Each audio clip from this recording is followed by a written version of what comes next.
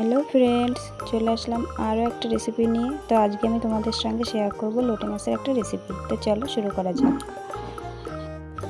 তো দেখো, প্রথমে আমি কড়াইতে সর্ষের তেল দিয়ে দিয়েছি, আর তেলটা গরম হওয়ার পরে দিয়ে দিচ্ছি ফোড়নের জন্য জিরে আর গরম মশলা। তো দেখো, তারপর দিয়ে দিচ্ছি আমি পেঁয়াজটা ভালো করে ভেজে নিয়ে দিয়ে দেবো জিরে, শুকনো লঙ্কা আর রসুনের পেস্ট, যেটা আমি আগে থেকেই করে রেখেছিলাম।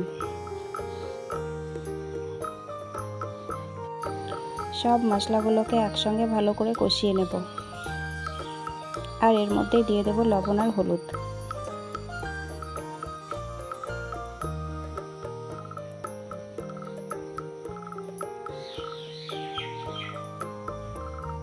তো দেখো, মশলা থেকে কিন্তু তেল ছেড়ে দিয়েছে, আর এর মধ্যে দিয়ে দেব আগে থেকে কেটে ধুয়ে জল ঝরিয়ে রাখা লোটে মাছ।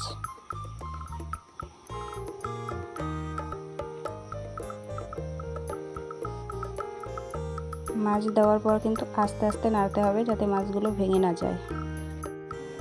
আর হ্যাঁ, রান্নাটা কিন্তু মিডিয়াম টু লো আঁচে করতে হবে। তো দেখো, এই পর্যায়ে দিয়ে দেব অল্প একটু জল। জল দেওয়ার পরে আবার আস্তে আস্তে নাড়তে হবে। খেয়াল রাখতে হবে যাতে মাছটা ভেঙে না যায়।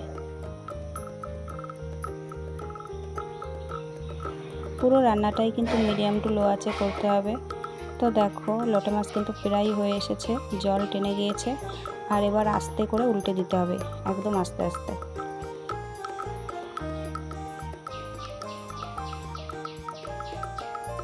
তো ফ্রেন্ডস দেখো, ফাইনালি কিন্তু আমাদের লোটে মাছের ঝাল রেডি। আর এইভাবে খেতে কিন্তু ভীষণ টেস্টি হয়। তো তোমরা অবশ্যই করে খেও।